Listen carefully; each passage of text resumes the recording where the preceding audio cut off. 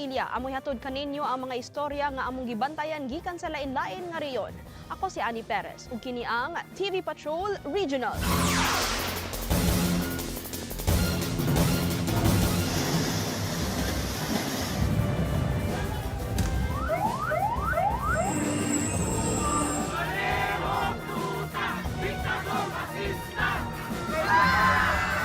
Servicio sa tao! Huwag gawing negosyo!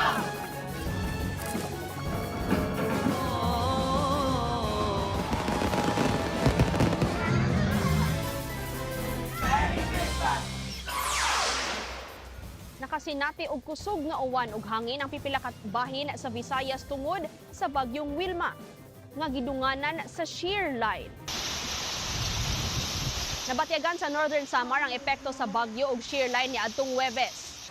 Nibunok ang uwan sa lungsod sa San Isidro ingon man sa Katarman. Wala mangisda ang pipila ka mga mananagat nga gikan sa Island Municipality sa Kapul tungod sa dagkong bawd. Dagko sab ang bawd sa coastal barangay nga Arteche Eastern Samar. Gisud sa baha ang pipila ka panimay ug ang gym sa Kinapondan. Nangakuyawan ang mga residente sa Suluan Island, Gian, dihang nibunok ang kusog nga uwan. Ilabi na nga wa pa sila nakabangon sa mga niaging bagyo. Sa Cebu, nibulog ang baha sa highway sa Balamban. Gibaha sab ang pipila ka mga panimay sa barangay Luok, Dumanhog. Sa Negros Oriental, gihapak og dagkong bawd ang seawall sa lungsod sa Sibulan. Samtang sa Catanduanes, gidid-an sa pagpanagat ang mga gagmayng bangka tungod gihapon sa kusog nga hapak sa bawd nga epekto sa bagyo. Nahug sa pangpang ang usa ka truck sa Baras, Catanduanes, Miyerkules sa hapon. Matod sa driver, paingon siya sa construction site aron idiskarga ang gisakay ini nga graba. Apan tungod nga tangason na wad-an og kontrol ang iyang gimaneho nga truck. Hinay-hinay nga niatras ang truck hangtod sa nahug ni kilid sa usa ka bahay. Napuno sa graba ang tindahan ug ang balay. Wala hinuoy na samdan sa insidente. Dali nga nakuha ang truck dihang niabot ang mga responder. Nakuha pagbalik sa mga pulis ang usa ka sports utility vehicle nga gituhang gikawat niadtong Biyernes sa General Santos City.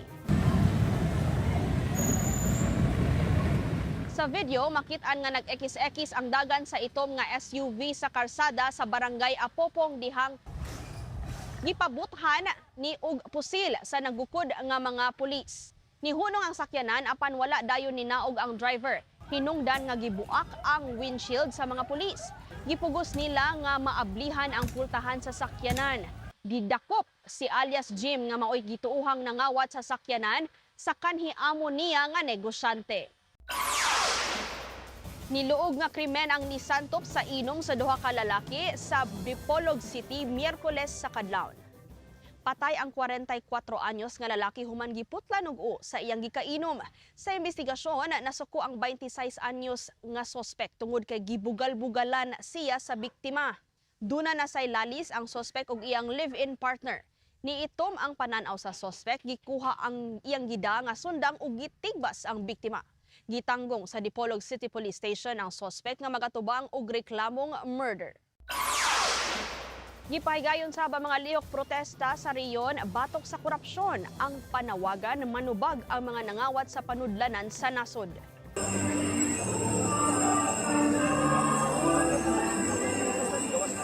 Nangulo ang Arsobispo sa Sugbo nga si Alberto Uy sa protestang gitawag nga Sugbuanong pakigbisog kontra korupsyon niadtong Nobyembre 30.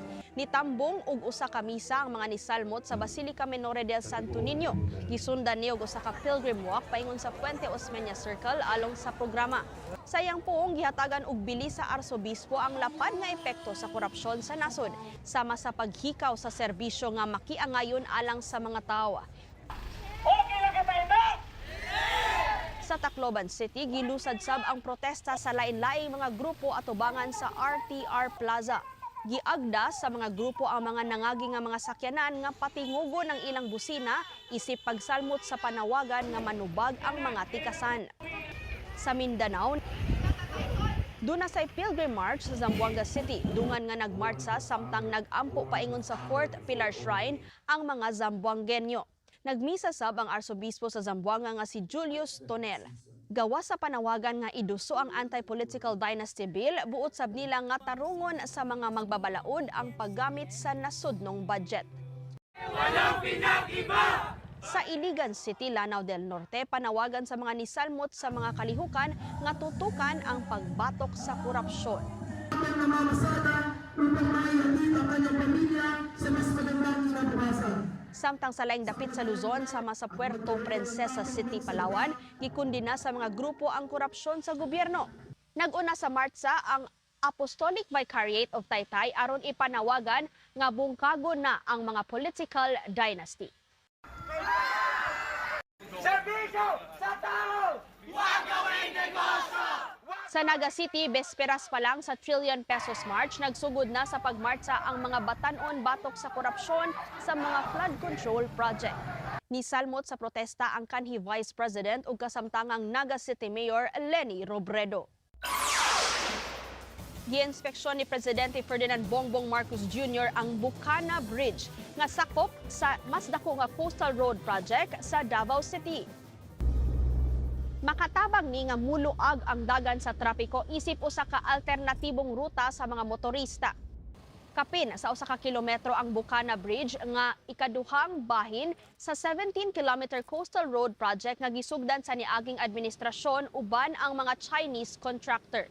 Gawa sa Taytayan, dunay esplanade, playground, bike lane ug sidewalk kung asa mahimo mag-jogging. Paningkamutan sa gobyerno nga mahuman ang laing duha pa ka segment sa proyekto iniga 2027. Sugbuanon ang bag-ong abogado nga nakasud sa listahan sa International Criminal Court nga mahimong makadepensa og mga kliyente.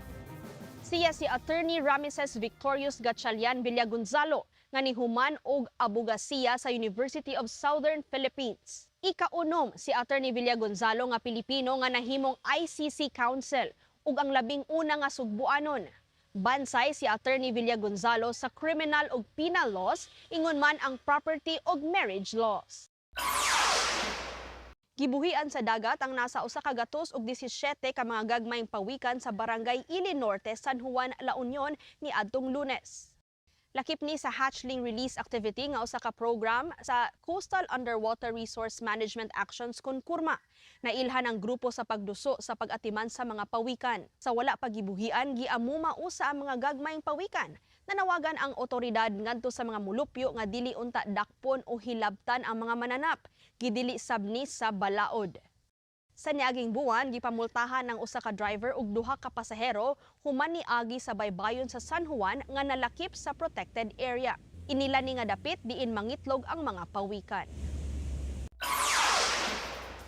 Gitukod ang labing una nga Tree of Peace sa Marawi City sa usa ka Southeast Asian site sa United Nations Educational, Scientific ug Cultural Organization kon UNESCO.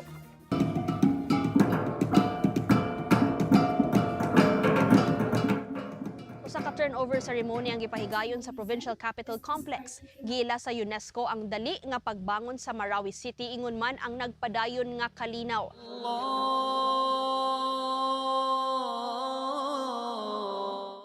Tuig 2017 nga nahimong sentro sa gubat ang dakbayan dihang gisakop ni sa rebeldeng Maute Group.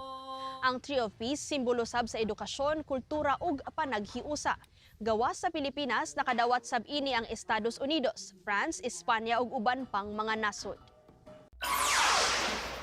Tagunso ng pagpasiga sa mga Christmas tree ug ubang pang mga dayan-dayan, pipila ka semana sa dili pa ang adlaw sa Pasko.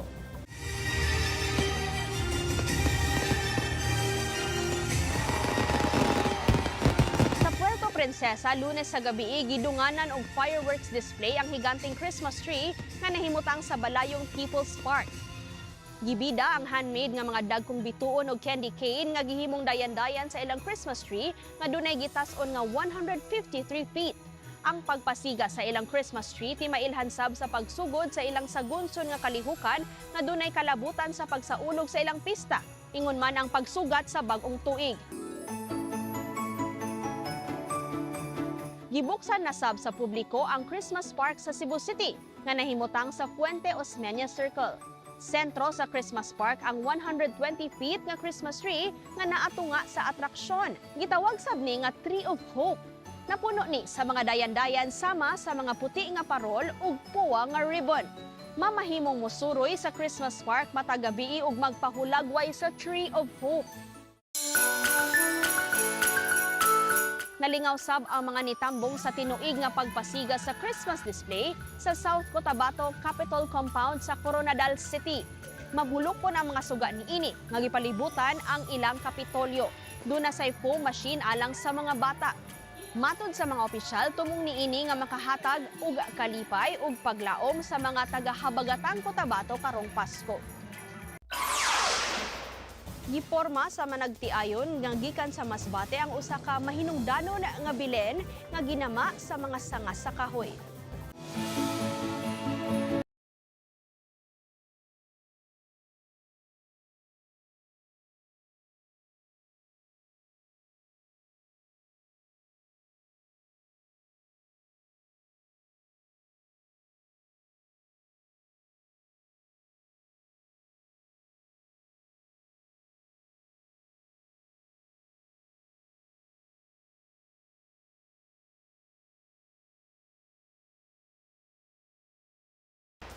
Good vibes kini ang tumong sa usa ka barkada sa Davao del Norte nga nipasundayag og makalingaw nga pagpanaygon.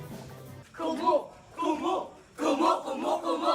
Kung tan-awon, performance level ang ilang paglihok ug pagkanta sa 11 ka managhigala nga gikan sa Panabo. Tayo'y magkakasama. Matod sa uploader nga si Glendale Ann, makausa ka higayon ra sila nagpractice alang sa kalit nga pagpanaygon. Daghan sa ilaha ang mga contemporary street dancer o mangsayaway na daan. Mao nga buot nila nga musuroy sa kadalanan aron malingaw ug makakolekta alang sa ilang pagkaon. Nisikat ang ilang makalingaw nga video nga niabot na sa kapin sa 1 ka milyon ang views sa TikTok. Ug mao na ang mga labing importante nga mga panghitabo nga atong gitutukan gikan sa lain-laing dapit sa atong nasod. Ayaw mo pa uwahi sa mga balita, magpabiling na sayod. Mag-like, share, comment ug subscribe sa YouTube channel sa ABS-CBN News ingon man ang iyang mga social media account. I-scan sab ning QR code alang sa among YouTube playlist. Taliwa sa mga hagit atong ipaambit ang gugma, kalipay ug paglaom ngadto sa usag-usa. Ako si Annie Perez. Daghang salamat ug padayon ta kapamilya.